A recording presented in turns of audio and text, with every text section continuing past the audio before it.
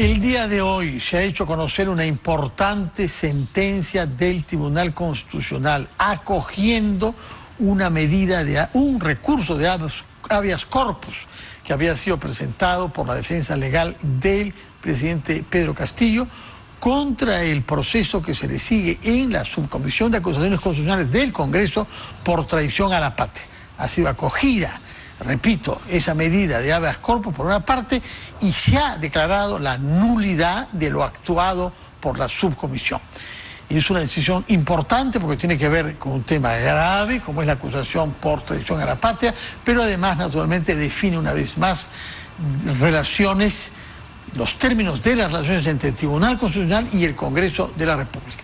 Hemos invitado para que nos explique esta sentencia, sus alcances y sus consecuencias al miembro del TC, Manuel Monteagudo, que ha sido el ponente de esta sentencia, que ha sido aprobada por unanimidad por los 6 miembros del Tribunal Constitucional que estaban presentes, porque uno de ellos, Augusto Ferrero, está de licencia. Los 6 que estaban votaron a favor de esta sentencia unánimemente, aunque 3 de ellos con fundamentos de votos que da lugar también a algunas preguntas a Manuel Monteagudo.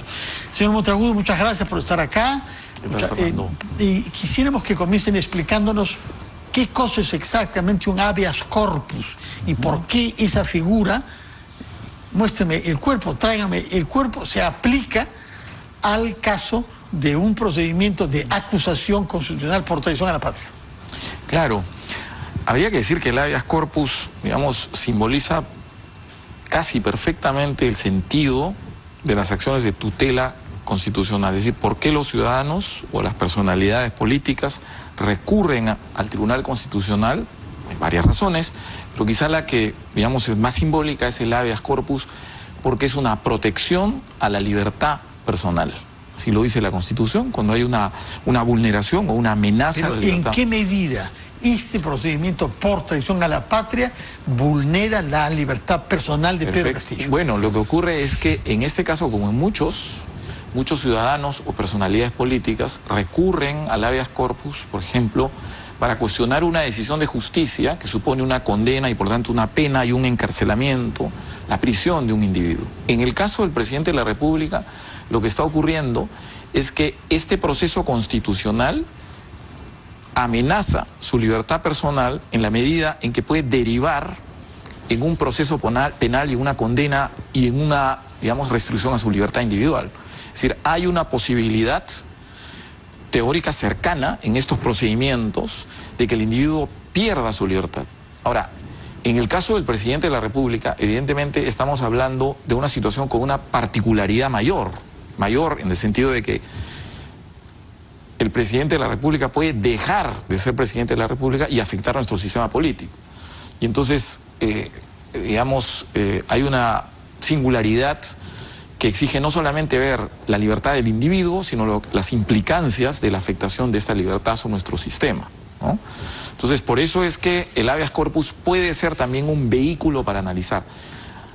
Si me permites adelantar un punto que tú has señalado, es que aquí los 6 magistrados en ejercicio hemos votado a favor de acceder a la tutela.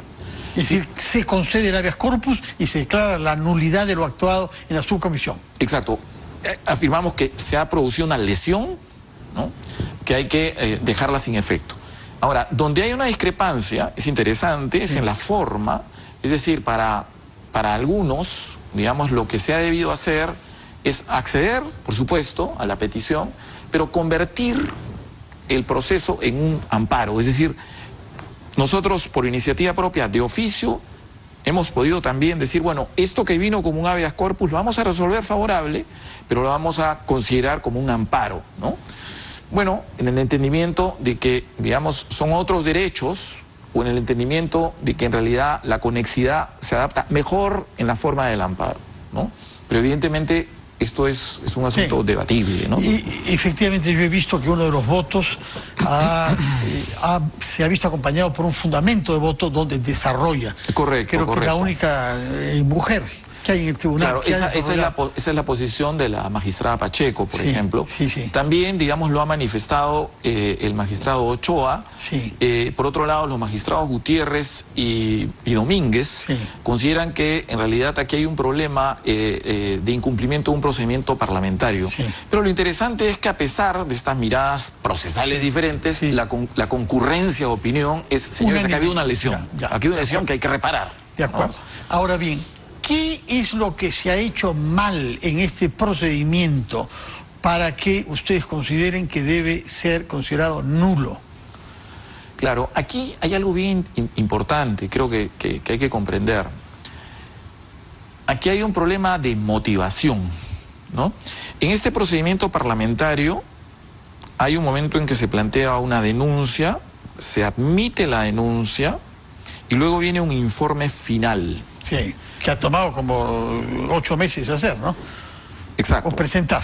Una vez aprobado el informe final, ya prácticamente en cualquier momento la comisión permanente aprueba el informe final, se acusa en el pleno y, digamos, el juicio político empieza a precipitarse y teóricamente el presidente se le inicia un proceso penal y podría tener hasta, digamos, ha perdido ya sus habituales protecciones y puede ser, digamos, objeto de una prisión, ¿no? Claro. Entonces hay una... Se le suspende en el ejercicio de la presidencia. Se le puede suspender, por supuesto, claro, ¿no? Entonces, digamos, en un procedimiento que tiene esa, digamos, rapidez, se vuelve irreparable, ¿no? Para nuestro sistema, ¿no? Realmente, no pensando solamente en el presidente Castillo, sino en la institucionalidad del país, vemos acá hay la posibilidad de que esta es una vía realmente muy ejecutiva, donde el presidente puede salir. Entonces, nosotros lo que hemos advertido es que hay un problema de motivación al momento de admitir y al momento de presentar este informe. No basta señalar que se ha traicionado a la patria porque se han vulnerado el artículo 1, 2, 3, 4, 5. ¿Cuáles son los hechos? ¿Dónde tenemos un comportamiento, una conducta que nos esté mostrando inequívocamente que hay una trama que va a derivar en esta situación? No basta el solo enunciado. Dicho sea de paso, estamos hablando de una entrevista televisiva donde el presidente en numerosas ocasiones niega lo que se le está diciendo, ¿no? Hay una posición, bueno, es una cosa relativa, contradictoria, digamos, definitivamente es contradictorio, sin duda, ¿no? Podemos, digamos, a partir de esa actividad concluir que se está conformando una traición a la patria, y esto es importante porque, digamos, lo que tiene que entender el ciudadano común y corriente es que en el momento de admitir una denuncia, procesarla con esta velocidad, es posible hacer un examen de si se ha motivado bien. El Perú tiene una tradición jurisprudencial que hace estos exámenes. El Tribunal Constitucional no es la primera vez que entra a mirar. Y de hecho creo que nunca un jefe de Estado peruano ha sido procesado por traición a la patria, ¿no? Así es. Creo que nunca había habido... Me parece que esto no ha ocurrido, ¿no? No.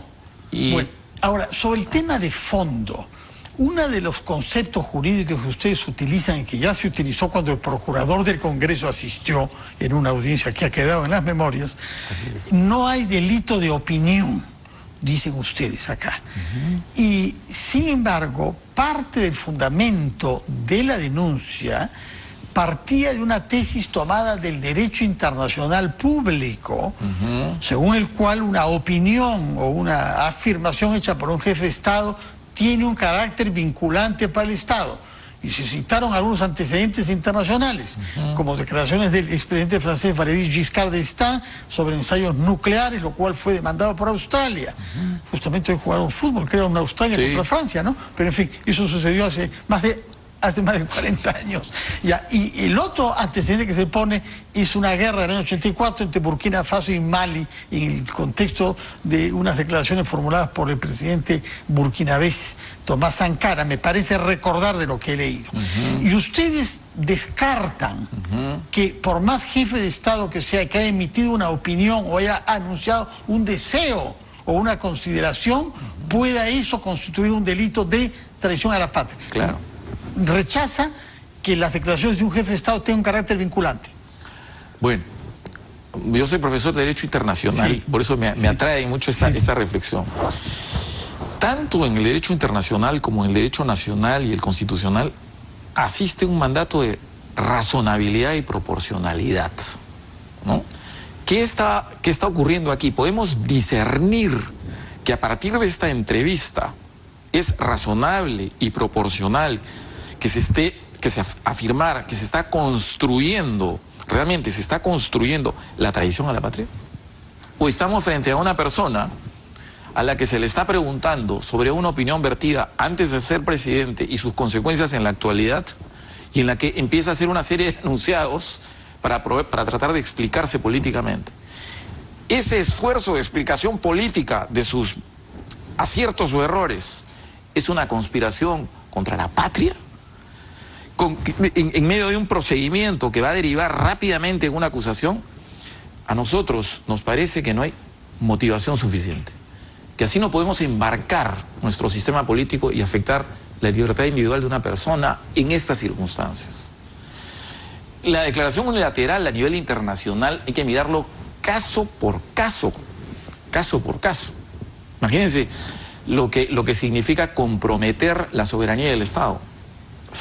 El delito de traición a la patria además está configurado, tipificado como una acción contra la integridad del territorio de la República. Bueno, que la sería en efecto si es que se diera mar a Bolivia con carácter soberano, cosa que no se ha hecho nunca en el Perú. Por más que hayan habido gestos, no ha habido nunca cesión de soberanía.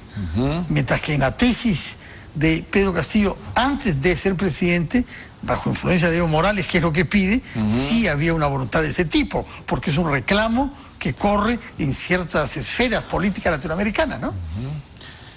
Bueno, la verdad, digamos, no voy a ser un defensor de esa tesis de ninguna manera, ni de la intencionalidad, ¿no? Sí. Pero lo que no vemos nosotros es la construcción de una tentativa delictuosa en este momento. Ahora bien, ¿qué corresponde que el Congreso haga ahora? ¿De qué manera se acata el carácter inapelable de una sentencia del Tribunal Constitucional?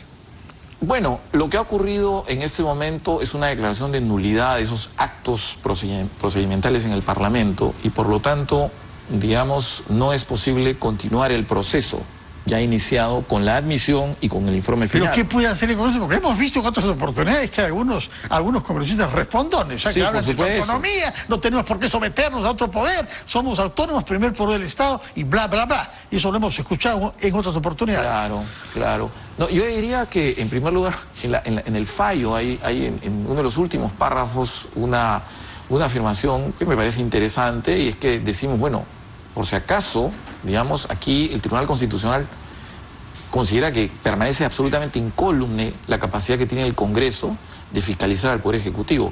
Si el Congreso encuentra comportamientos, conductas que supongan efectivamente una motivación suficiente para acusar al presidente por traición a la patria o por cualquier otro evento, el camino está en la Constitución para seguir, sea por una acusación, por infracción constitucional, digamos, de acuerdo a lo previsto en la Constitución, o los delitos pertinentes, ¿no?, previstos también en el artículo 117. En fin, ese es en todo caso, es una sentencia inapelable que no puede sino ser acatada por el Congreso. Efectivamente, la ley orgánica del Tribunal Constitucional, nuestro sistema constitucional, señala que las decisiones del tribunal son irrevisables, ¿no? De acuerdo, Manuel Monteagudo, muchas gracias por sus explicaciones. Usted es miembro del Tribunal Constitucional y ponente de esta causa que ha llevado a un voto unánime concediendo el habeas corpus solicitado por la defensa del presidente Pedro Castillo. Muchas gracias y muy buenas noches. Vamos a hacer una pausa y retomamos las cosas como son.